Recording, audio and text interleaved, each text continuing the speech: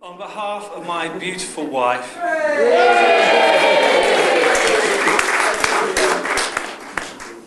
and I'd like to thank a few people actually first. I'd actually like to say an enormous thanks to the Americans because they play rugby with pads on.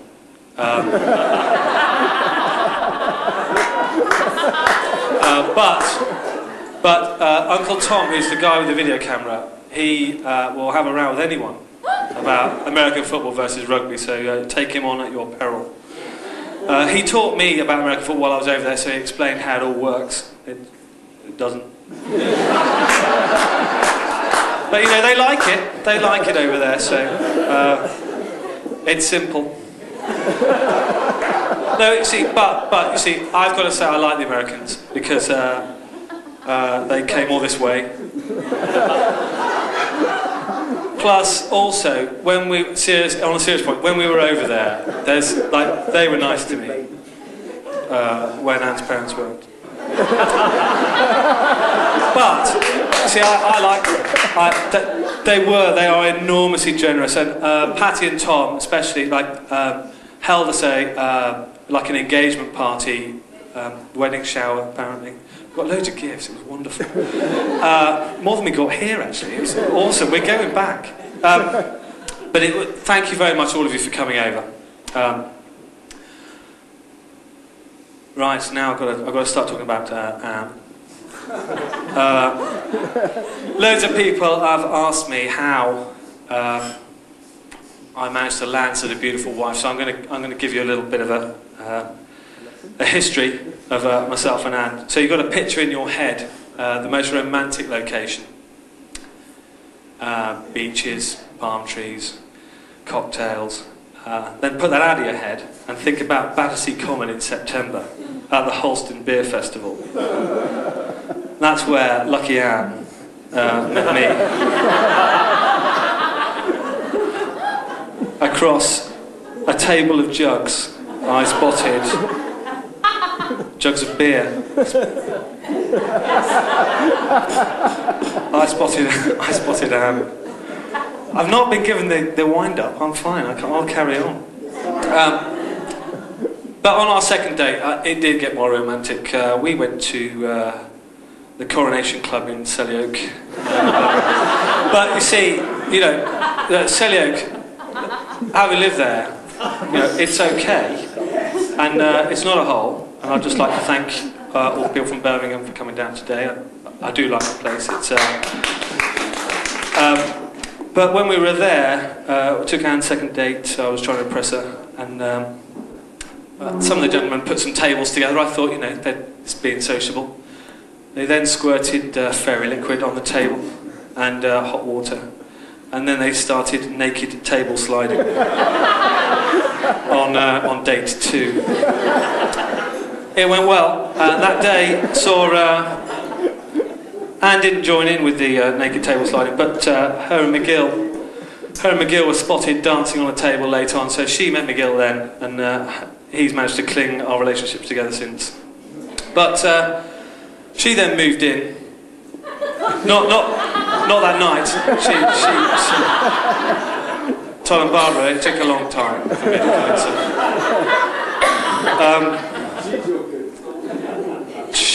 she moved in, and I said, I spent most of my time in Birmingham with a short, fat fella called James. Most people were starting to worry about our sexuality. But I moved in with Anne, and I said nothing would change, I'd still be out with the guys. I'd be out drinking.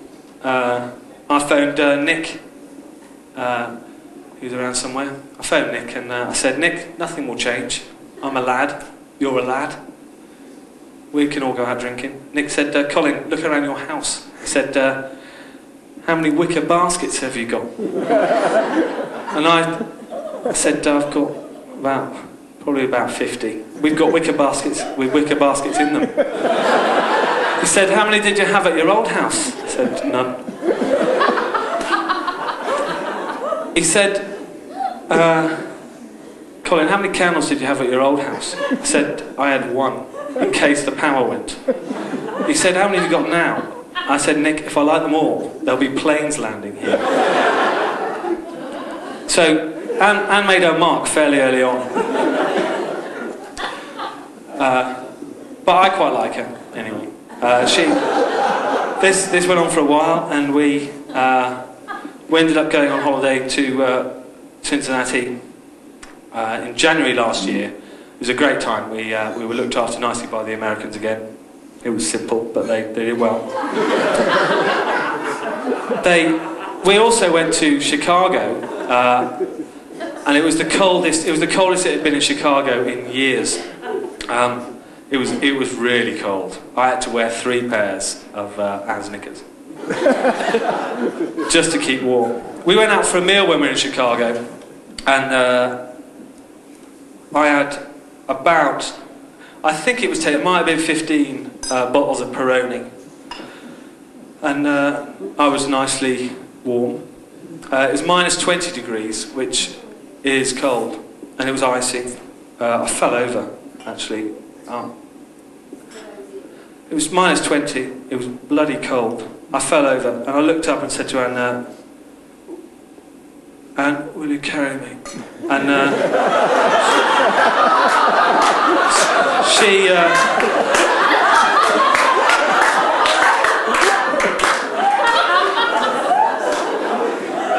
thanks, Uncle John, for providing me with that gag. So here we are. Look. And since I said yes, this finger's getting heavier and heavier and heavier. But tonight's been fantastic. I've had a great time so far.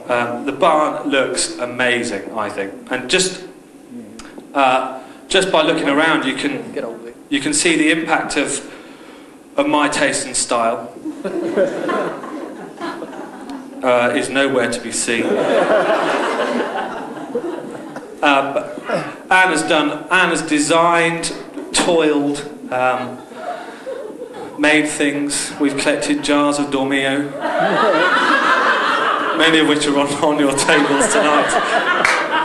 I've been eating chicken tonight for 6 months. Just to provide the jars for the candles, as you can tell by my physique, thanks Tim.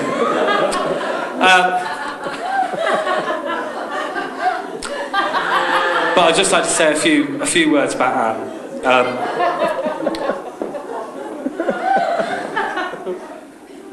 Right, Anne Butler, nay Sadler. I've got it wrong already.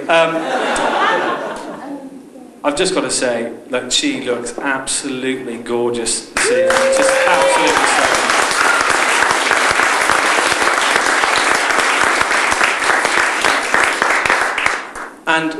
But to me, you see, she's, I know it's corny, but she's as beautiful to me in a pair of tracksuit bottoms and a grotty t-shirt, which she wears most of the time. But she is as pretty in that as she is tonight. She's stunning. But she's not just a pretty face. She watches University Challenge. So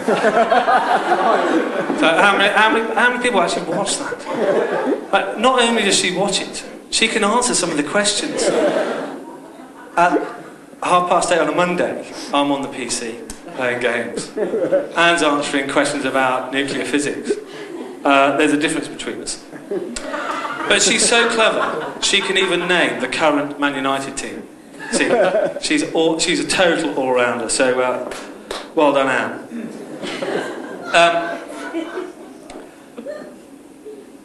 But in all seriousness, Anne, I have to say I'm so proud to say that I'm your husband. And if I'm finished, no, there's more. There's more. If Anne, we're ever lucky enough to have children, I just hope they take after you because you really are perfect. Just totally perfect. So